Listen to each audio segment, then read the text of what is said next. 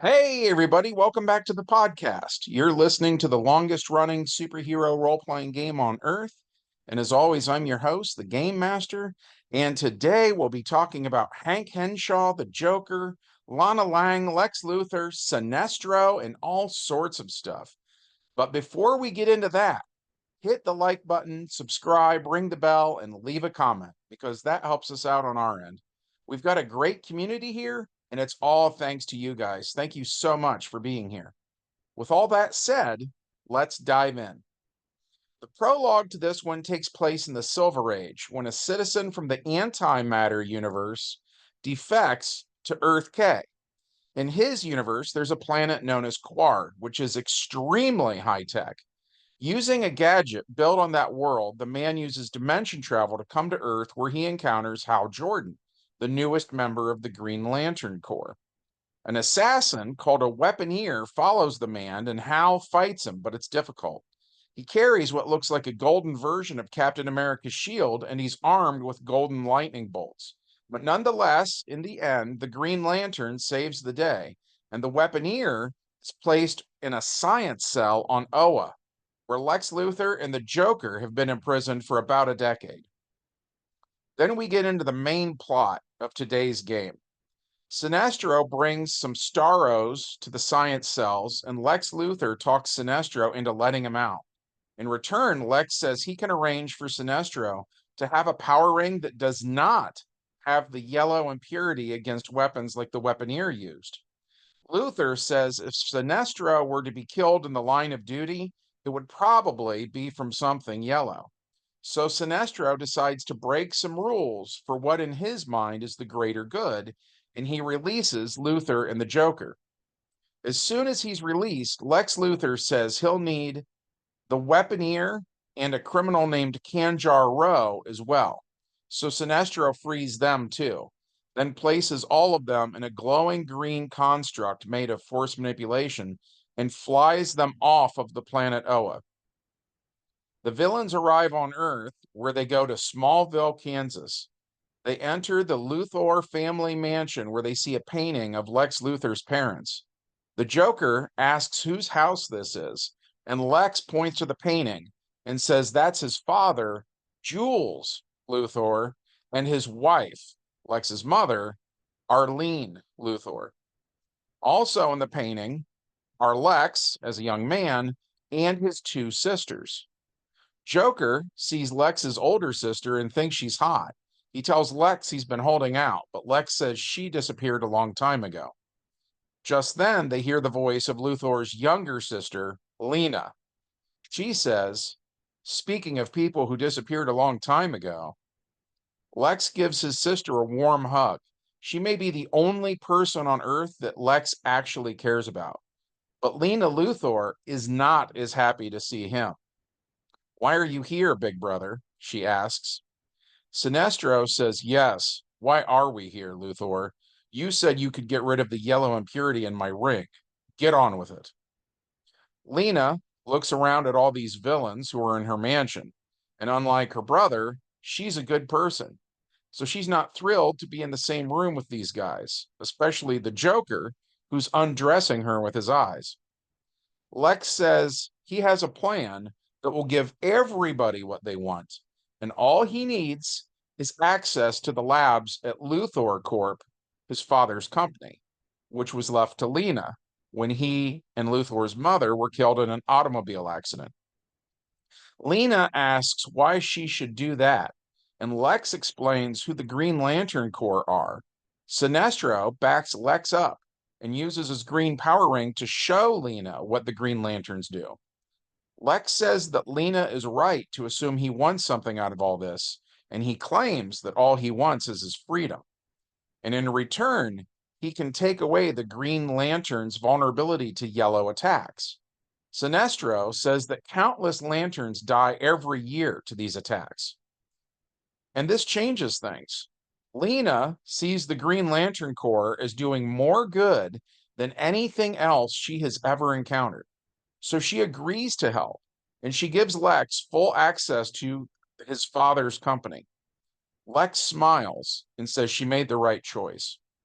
So everyone goes to Luthor Corp, where when they get there, they are greeted by Nasthalthia Luthor, aka Nasty, and her younger brother, Leonard Luthor, aka Lenny.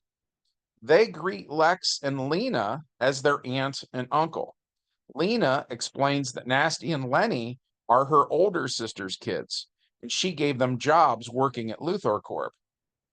The villains go to the lab where Lex introduces the Weaponeer from Quard to the Luthor Corp scientists. Together, they begin to work on a gadget with the dimension travel power. So the Quardian Weaponeer can start bringing more equipment from his world through the portal. Meanwhile, in downtown Smallville, Lana Lang owns a small restaurant.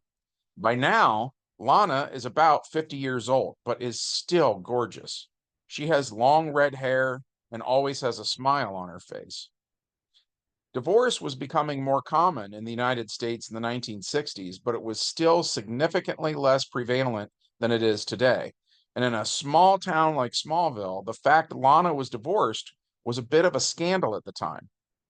Her ex-husband, Brad Wilson, staggers into the restaurant, and he's drunk again. Lana tells Brad he's not wanted here, but he says he still wants her. One of the customers says he can see why someone would want Lana. She never seems to age and still looks like the prom queen. Brad slurs his words and says she was the prom queen and he was the prom king. He insists they were meant for each other. And another customer who thinks divorce is immoral urges Lana to take him back. Brad tries to play off the comment and says he misses Ricky, their son. Lana says she has an appointment she needs to get to and she doesn't have time for any of this. Brad grabs her and in a drunken rage tells her to make the time. So Lana twists Brad's wrist up between his shoulder blades and says the days of him touching her are long gone, and she kicks him out of the restaurant. Soon after, Lana leaves, and once nobody can see her, it's up, up, and away. Because what the townsfolk of Smallville don't know is that Lana Lang is secretly Superwoman Red. Lana flies to Cape Romark, where a rocket launch is underway. She enters and, in her red Superwoman costume, says she's sorry she's late. She is greeted by an astronaut named Hank Henshaw, who's attracted to her. He says he's just glad that she was able to make it in time for his launch. But she doesn't notice his feelings for her. Her mind is still on that jerk, Brad. She's thinking about all the times Brad abused her and their son, Ricky, and she thinks about Superman, who, for Lana, is the one who got away. Henshaw decides Lana isn't very interested in him, so he goes back to the duties at hand. The flight crew does a countdown and the rocket launches, but right away, something goes wrong. The rocket loses altitude and, by a shocking coincidence, is headed for a nearby landmark, the Cavern of 1,000 Lakes. When the alien race known as the Celestials created the Deviants all those years ago, the Deviants spent centuries creating vast underground areas, which today are used by all sorts of people. The Mole Man, for instance, lives in the tunnels and caverns formerly carved out by the Deviants. So, too, is the case with the Cavern of 1,000 Lakes. It is a massive underground cave system, and there are hot springs that fill these lakes with warm water, ideal for swimming year-round. There are natural fountains, waterfalls, and crystal formations throughout the caverns, and one in specific was known to the local Native Americans for granting superpowers. Lana found that particular lake, which had natural deposits of X-kryptonite in the bottom, and it is that particular underground lake which is the source of her superpowers. And now a NASA rocket is streaking towards it at breakneck speed. Lana Lang asks Hank Henshaw where the rocket is now, and he tells her, and like that, she zips off using her super speed. Lana flies to where the rocket is and grabs it, pushing it upwards and away from the cave system. She gets it up, flying towards space, but because the rocket spent so much of its fuel flying in the wrong direction for so long, it runs out. So Lana returns it to NASA. Meanwhile, At Luthor Corp, the weaponeer from Quard goes over the schematics to Sinestro's green power battery, and he tells Sinestro there is no yellow impurity. It would seem that the Owens have been lying to him. Sinestro is shocked and feels betrayed. Lex Luthor says that even in space, there are fools who actually believe that power corrupts and that absolute power corrupts absolutely. The weaponeer tells Sinestro that the green Owen equipment has all been programmed to not work against the color yellow. Sinestro thinks about all the good men he has known and served with who were killed because the Guardians of the Universe didn't trust them. Weaponeer says that while replicating the technology of the Owens may seem impossible in Sinestro's universe, for the antimatter universe, it would be a simple matter on Quard to make a new lantern, one that does work against the color yellow. Lex speaks up and says perhaps you should make it yellow, because if this is going where I think it's going, Sinestro is going to want to cut through any defenses the Guardians of the Universe have in place. So the weaponeer gets to work making the very first yellow power ring and yellow power battery. Speaking of power, Luthor isn't getting any younger. When he works in the lab at Luthor Corp, his hands shake a little bit now. Even when he was young, he couldn't kill Superman with the hand he'd been dealt. And now the aging process isn't doing him any favors. So he gets an idea.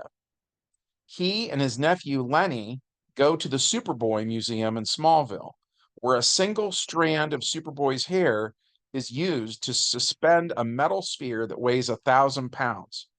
Using bolt cutters, they steal the hair and take it back to Luthor Corp, where Lex begins to create a clone of Superman that he intends to transfer his mind into. By the way, in case anyone is wondering where Superman is, right now he and Jimmy Olsen are shrunk down and are trapped inside the bottle city of Kandor, where they took inspiration from Batman and Robin and are fighting crime and looking for a way back out. Superman has invented the secret identity of Nightwing for himself, a name several other people are going to be using in the years to come. And Jimmy Olsen is his sidekick, Flamebird, which is also a name several people are going to go by in the years to come. Speaking of which, the Joker, bored of being at Luthor Corp, returns to Gotham City for the first time in a decade, and he searches for Harley Quinn, but can't find her anywhere. He does, however, run into Batwoman, aka Kathy Kane, and her sidekick, the original Batgirl, aka Betty Kane. The Joker laughs when the girls try to arrest him, then he fights them and wins. He knocks them out and takes them to Axis Chemicals, where he suspends them upside down over a vat of who knows what. The Joker asks them what he's missed after being imprisoned for a decade. He asks if the Penguin is still around, and they say that the Penguin seems to have gone legit, and he owns a club in Gotham City that is called the Iceberg Lounge. Joker asks who the most feared criminal in Gotham is then, who's number one, and Batgirl suggests it might be the Riddler. Batwoman has to think about it, but she says the Riddler is a strong possibility. Joker says, the game show host? Joker is starting to feel depressed. Meanwhile, at NASA, the astronaut known as Hank Henshaw gets in a rocket and prepares to be the first American in space. He flips a bunch of old-timey analog switches and uses the comm system to check in with mission control. As before, Superwoman Red is standing by. He asks her to wish him luck, and she tells him she'll see him when he gets back.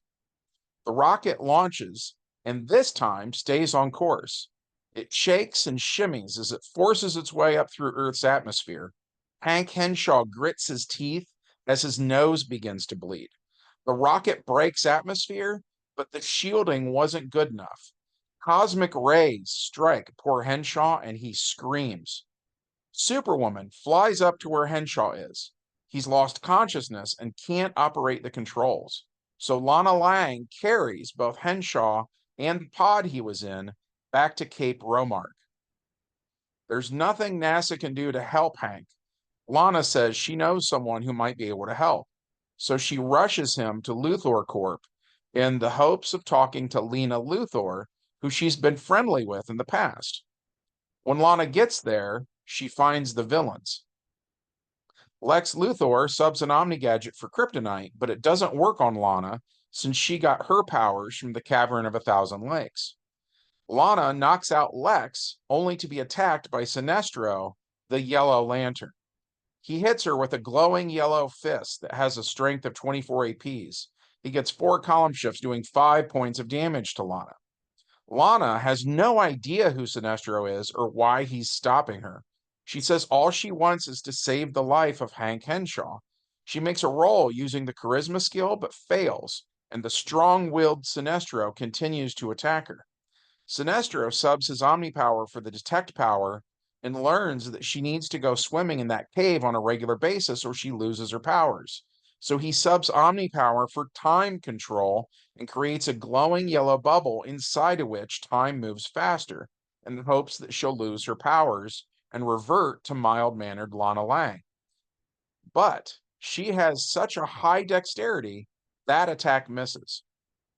Meanwhile, using the mind transference gadget that her brother built, Lena Luthor transfers the mind of Hank Henshaw into the clone body that Lex made for himself using that hair from Clark Kent that was holding up the 1,000-pound ball at the Superboy Museum.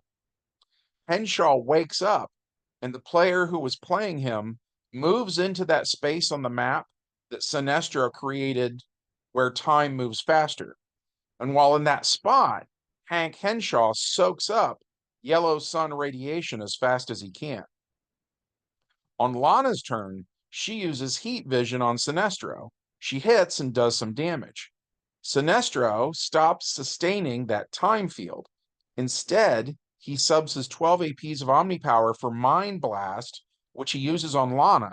And unlike earlier attacks, that works. Lana Lang is knocked out. Hank Henshaw, who is in a Superman clone body now, sees Lana get hurt, so he attacks Sinestro, punching him. Sinestro subs Omni Power for dispersal, but this clone body has 40 APs of solidity, which overrides that dispersal. So Sinestro gets hit and takes some damage. Luckily for Sinestro, it isn't enough to knock him out. Understanding the situation he's in, Sinestro decides to retreat. His motivation is to get revenge on the Guardians of the Universe for betraying him and lying to him, and he doesn't really care who these Earth people are at all. So Sinestro flies into space. On Hank's turn, he flies after him, and it's a weird experience for Hank. As he reaches the upper atmosphere of Earth, he gets hit by more sunlight, pure, unfiltered by things like the ozone. The more of that yellow sun radiation he gets, the stronger he becomes. So by the time he reaches the vacuum of space, it doesn't bother him at all. And Hank always wanted to get here, but not like this. The more he thinks about what the superheroes can do, the more small it makes him feel. Anyways, he puts his feelings aside and flies after Sinestro. But Sinestro takes off at 40 APs of speed, and Hank isn't quite there yet. He needs more sunlight before he'll be that fast. So since the villain got away, Hank flies back down to Smallville. He goes back to Luthor Corp, where Lena Luthor is tending to Lana Lang's injuries. Lana wakes up, and when the first thing she sees is Hank in the clone body, she mistakes him for Superman. Hank explains he's not Superman and that he just looks like him. He thanks Lana for saving his life, and Lana thanks him for saving hers. Hank asks Lana if she'd like to have dinner with him that evening. Lana is hesitant at first, but accepts. Which brings us to our epilogue. Time passes, and Lana marries Hank Henshaw. Her son Ricky is the ring bearer, and Pete Ross is the best man. Lana gives birth to twins in July of 1963, and she is thankful for her Superwoman red powers so she can keep up with their red-haired daughter, Jane Henshaw, and their black-haired son, Hank Henshaw Jr. Both of them, by the way, grow up and have adventures of their own, but that's a story for another day. And that was it for this game session. We really enjoyed playing this one. We hope that you guys enjoyed hearing about it. If so, as always, smash the like button, check to see if you're still subscribed, ring the bell for notifications, and be sure to leave a comment as that really helps us out with the YouTube algorithm. From all of us here at the longest running superhero RPG on Earth, we hope you guys have a great week, and we will see you in the next adventure. Bye.